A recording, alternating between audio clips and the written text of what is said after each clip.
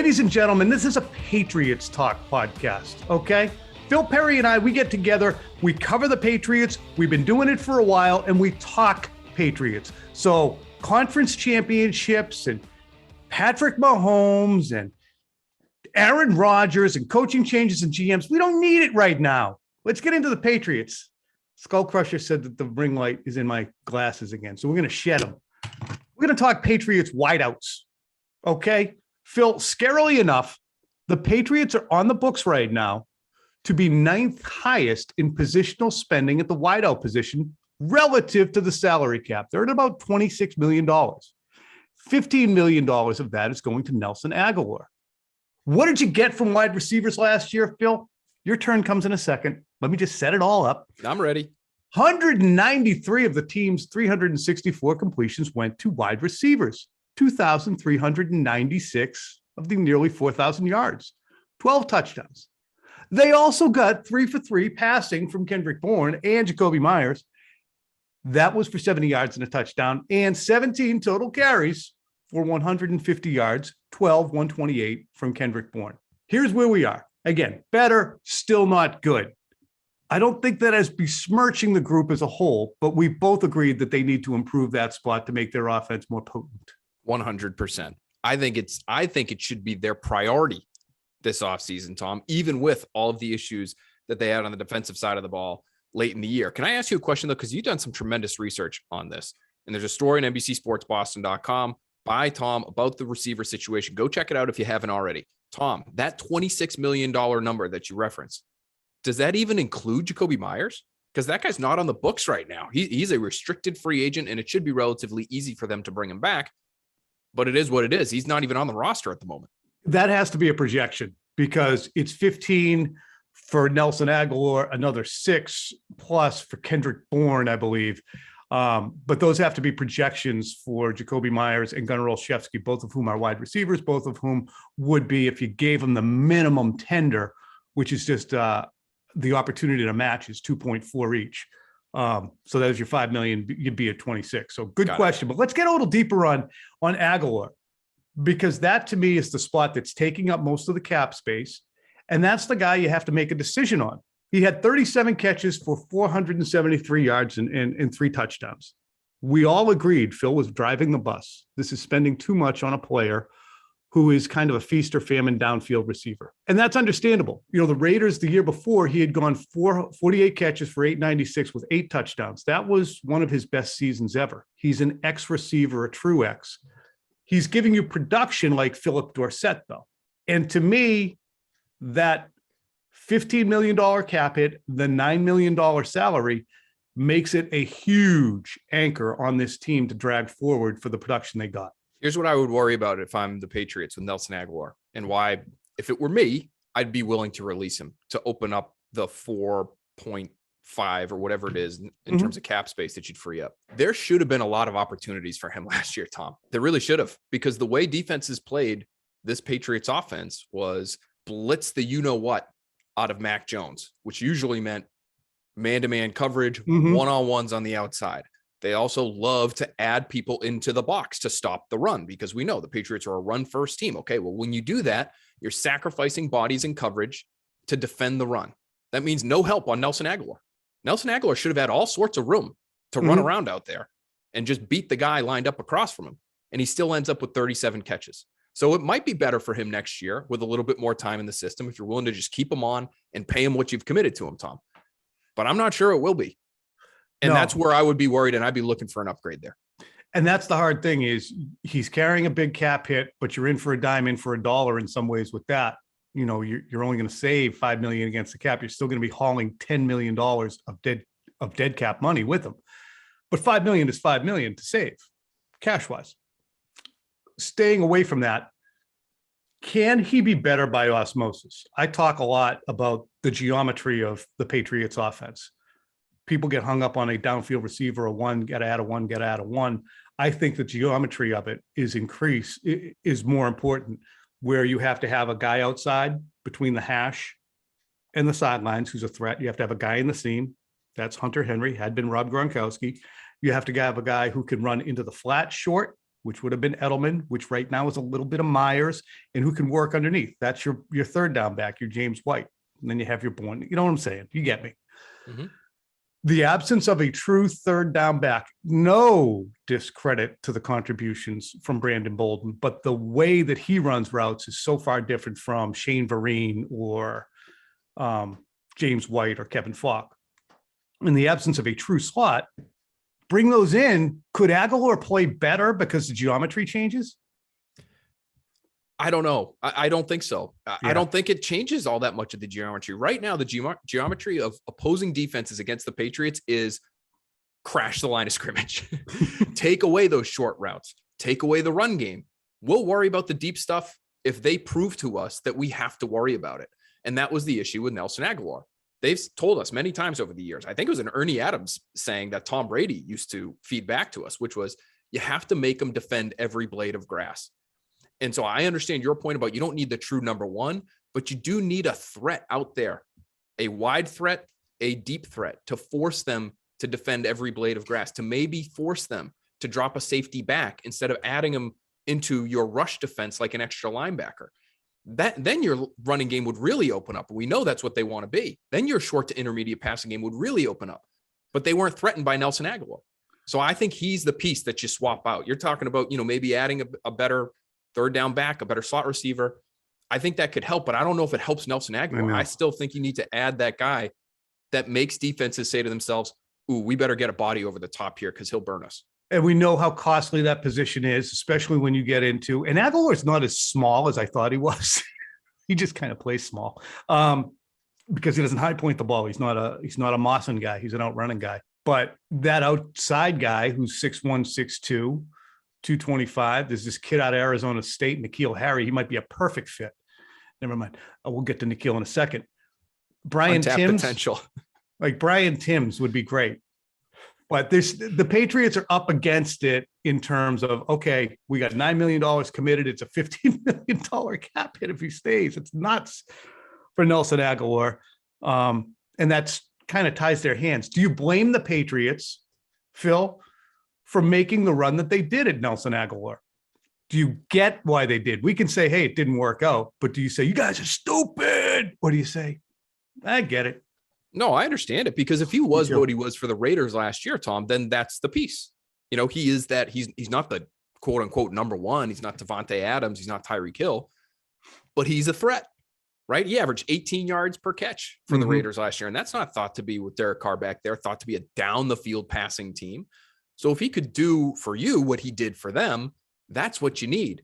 And you do have to pay for that position. They're paying him essentially like a top 25 guy. And he didn't come close to that. And so that to me is the issue. Maybe they feel like, oh, just another year in the system. And all of a sudden he can be that threat and he will force defenses to change what they do to us. I just don't think that's in the cards. Let's talk a little bit about Jakobi Meyers, because Kendrick Bourne is signed a 3. We'll get to just on the reason we're not talking Bourne yet. He signed a 3-year deal. He's going to be in the middle season of it. His base is 3.5. His cap is 6.4. His 2023 numbers, which will be the final year, are similar. So he's going to be a candidate for an extension. He's only 26 years old. At some point, the Patriots going to say, can you stick around? We like you. We like everything you bring. Tremendous value. But Jakobi Meyers and he had 805. 55 catches, 805 touchdowns, and can run the ball a little bit, 14.5 yards per catch as well. So that's a piece that you can enjoy. So is Jakobi Meyers, who is a restricted free agent. He's given the Patriots leading receiver numbers, 59 catches in limited duty in 2020. And then what numbers this year? Was it 80? Where'd it go? Be that as it may, you guys all know he's their leading receiver, period. As a restricted free agent, the Patriots can sew him up with a mere $2.5 million salary. I don't know if he's going to have huge value on the open market. I don't think teams are going to say that's a guy we got to get, which is reflective of the Patriots wide receiver core as a whole. They're getting more from it than their individual parts at the moment. Nobody's coveting the Pats wideouts. Here's the issue with giving him that original round tender, quote unquote. It's the lowest tender you can give a restricted free agent. He was undrafted. So it's really just the right of first refusal because he doesn't have an original round. So you wouldn't be getting a pick back if another team signed him to an offer sheet and pulled him from you. If you only put that 2.4 on him, Tom, aren't you enticing other teams? I know what you're saying. There aren't teams clamoring for Jakobi Meyers, but at 2.4 million, a guy who can catch the ball 80 times, who can play in the slot as a big receiver. We've heard Mike Vrabel talk about the fact that he was their best blocker this year. And I think that's part of his value, especially for a run first team. You know, it's nice to have a big slot who can block because you can get teams into some smaller personnel packages with 3 receivers on the field, and you can ask that guy to block safeties, and he can do it pretty effectively at times. I think there would be a team out there for him at that price. But if you put the second round tender on him, which is about 4 million, I think that gives you a better chance to make sure he's back with the Patriots. You're right. 3.9 million. That's the thing to do because he's worth a second round pick to you. He's giving you production that you would hope a second round pick would, and he will continue in that vein, especially considering what second round picks and first round picks at that wide receiver have given the New England Patriots. So a second round tender and the commensurate money of $3.9 million needs to be given to him. Long term, can Jakobi Meyers continue to be the hub of the Patriots passing offense? And I'll present this to you. He is their slot receiver right now. And a lot of people are saying, hey, he's productive as hell. Well, the slot receiver position in the past with Troy Brown or Wes Welker or Julian Edelman has been a place that you can target 130 to 140 times that can garner for you over 100 catches and, 1,100 yards. And that's on the conservative side, the 1,100. I don't think Jakobi Meyers is somebody you want to throw the ball to 130 times to. I think he's up for it. I think he'd make a lot of fans really happy. But I think you can get more dynamic in the slot position. Where would that move Jakobi Meyers to if they try and get a slot? This is the issue to me. However, I have what I would say is not a perfect solution, but I think it would be a better solution, honestly, compared to what they had this past year. If you can get a real slot, we look at Jakobi Meyers as sort of he's high cut. He's not that separate 3 yards from the line of scrimmage kind of guy on third down. If you get a real slot, whether it's Braxton Berrios, who's a free agent, or Slade Bolden, who's going into the draft out of Alabama this year, then that would bump Meyers to the Z spot, Tom, which is that off the line spot guy you send in motion a bunch. He plays inside, he plays outside. And then that would kind of bump Bourne out to that X spot that Nelson Agholor has now.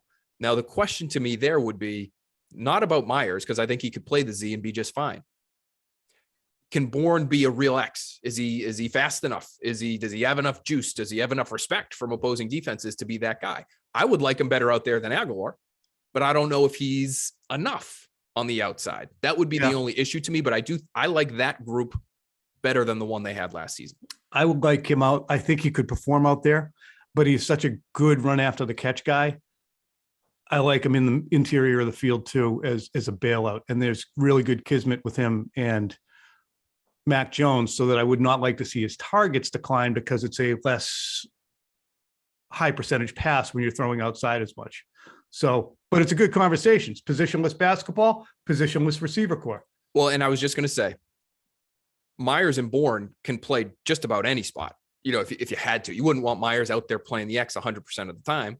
But if you needed him out there because you wanted to get Bourne at the Z so that you could give him an end around handoff on one of those jet motion plays, you could certainly do that. But that's, to me, how the group would kind of shape up if you plopped that slot, that traditional slot, that lower cut guy into the group they have. N'Keal Harry had a good camp. I swear to God he did. He also had a really nice catch against the Colts downfield, and he had a really nice catch in 2020 against the Rams when the Patriots were down like 25 points in coming out of the half. Those were a couple good plays. That's about it.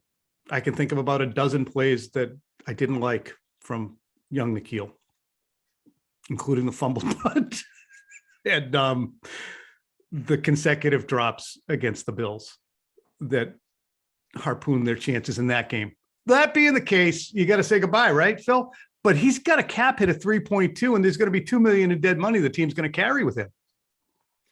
But you would be able to save about $1 million or so. Yeah. Is that the case with him? Salary. Yeah. Him? Salary's 1.8. Cap hits 3.2. You cut him and yeah.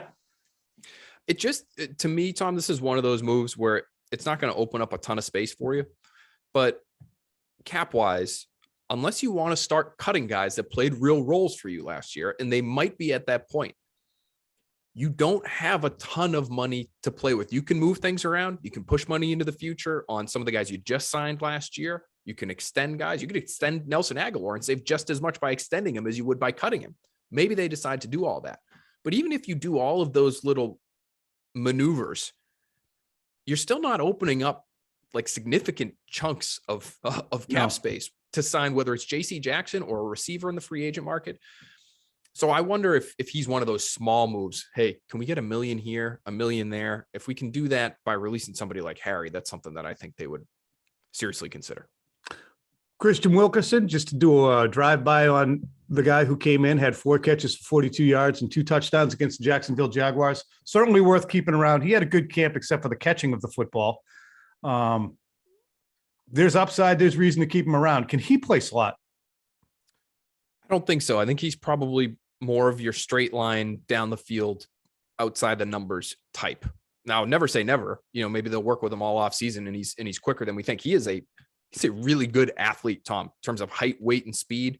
How he tested a couple of years ago coming into the draft, but I think he's probably more of an outside guy. He's somebody they like on special teams because he has that long speed, that straight line speed. Phil, when it comes to filling the need at wide receiver, obviously there's 2 options. There's draft and free agency. Patriots have had much more success in free agency than the draft, but you can't just walk away and say it doesn't work when we go in there. We're not doing it.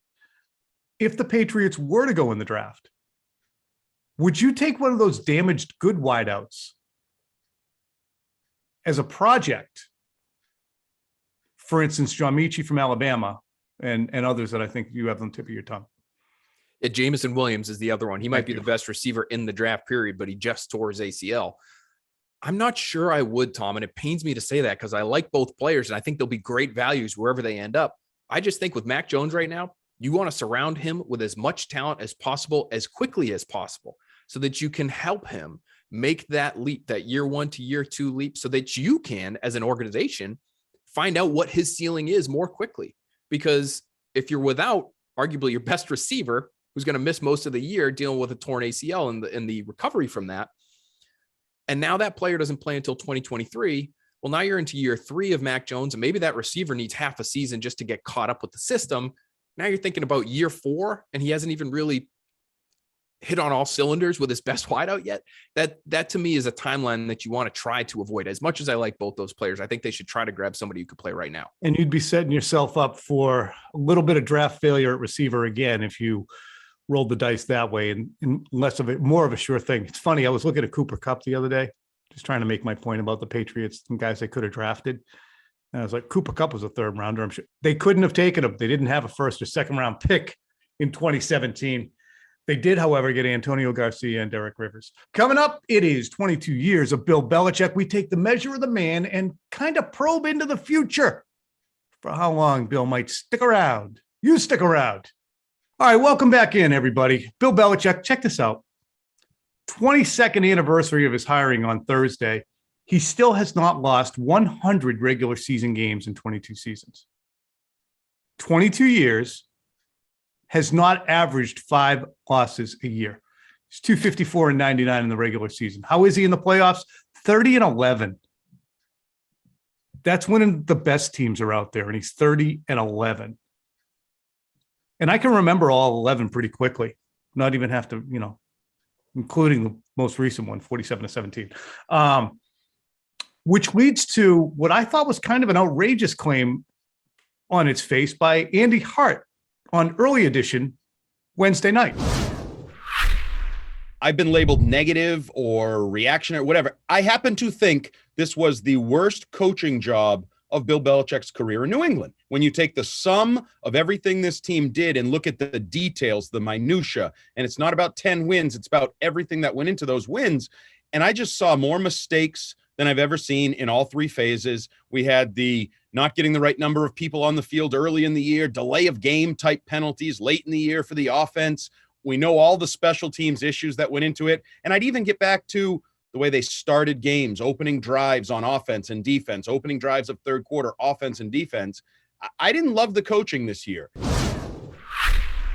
Phil, you were on the program. I was on the program. Andy Hart said that, and I thought to myself,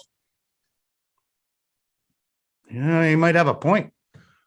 You know, the way the Patriots played down the stretch, the fashion in which they lost those games, not just to Buffalo, but also to Miami at the end of the season, and the loss to Indianapolis, the penalties, timeouts burned. It was not what we would call a tight operation. It was not. I think Bill Belichick would admit that, but I still wouldn't call it one of his worst seasons. I mean, you've got a rookie quarterback back there and essentially an entirely new roster. Yep. and you made the playoffs and you won 10 games. So it's hard for me to go there. I could feel the heat coming off the monitors in our studio when Andy dropped that one, because that's a scorcher. You know, we've got a lot of seasons to pick apart. For that to be the worst, even with the undisciplined nature of those losses, Tom, I just can't put it in those terms. I can't. All right. Well, I don't know which one we would come up with was being worse. You've got some seasons in there where the roster is really talented and they had essentially the same result. No, I mean, like, I guess 09 was probably the worst. I probably would look at 2009. I think that one gets a lot of attention, Tom, because that was the season they focused on Bill Belichick, the behind the scenes stuff with the Football Life documentary. And we saw just how frustrated he was with that team. So that might be the first one I point out, because that team, as much money as they spent on this one, that team was absurdly talented, and they didn't get to where they wanted to go. Ironic that the one time he lets NFL films follow him all over the place for an entire season, it is arguably the worst of the 22. Let's put a cork in that. We're not here to talk about the worst Belichick seasons. No. He is the most accomplished coach in American professional sports history. You know, I don't care if you're talking George Hallis or Casey Stengel or Connie McGraw, Connie Mack. Red Auerbach. That is Red Auerbach. Well, red. Different kind of sport though. Different era. Different era.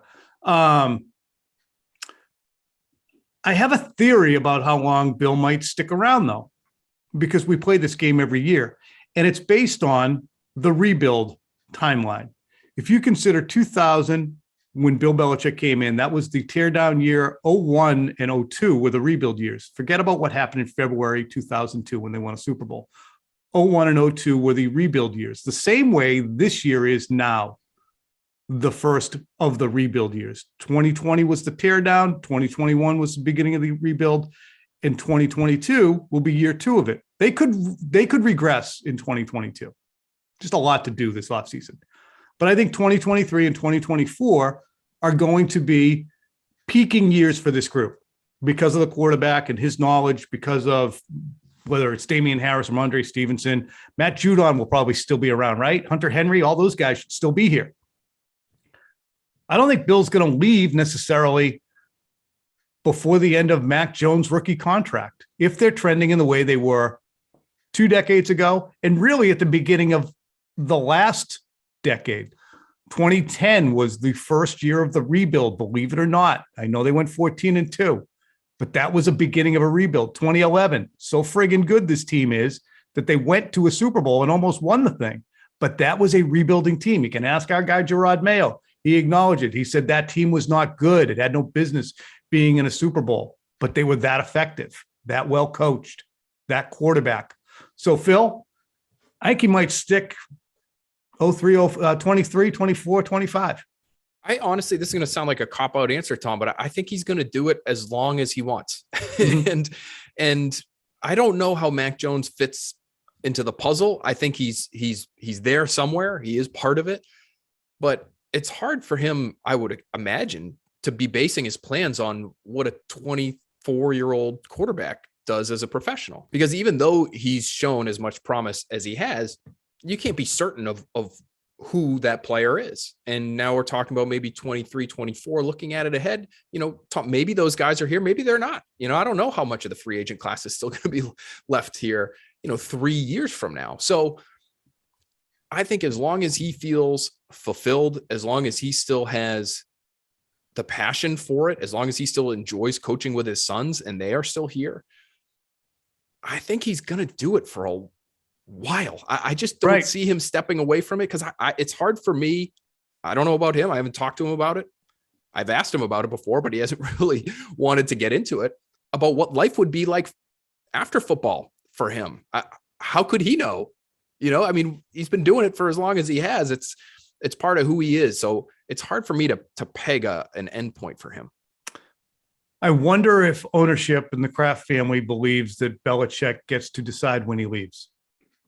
And that'll be a conversation that we can have a little bit down the road. But in one way, look, Bill had a kind of a prove it year. He wasn't on notice, but he was certainly the decline of the team and the decisions made around Brady and the drafting was noticed. Not on notice, but it had been noticed that the team was regressing just a smidge. They needed to right the ship. They did, but they didn't finish the season great. So 2022, which again, because of the salary cap constraints, because of the age of the roster, I don't know if they're going to necessarily be able to reboot and get much, much better than they were this year. So I wouldn't expect a hell of a lot. It's early, it's January. That being the case, would he be under great scrutiny at 70 years old if the team's not improving under his hand? Or do you take the long view and say, hey, you're Bill Belichick, man. Look what all you've done for us. You got us our quarterback. We're moving in the right direction. The players want to play for you. You're looked at as a deity.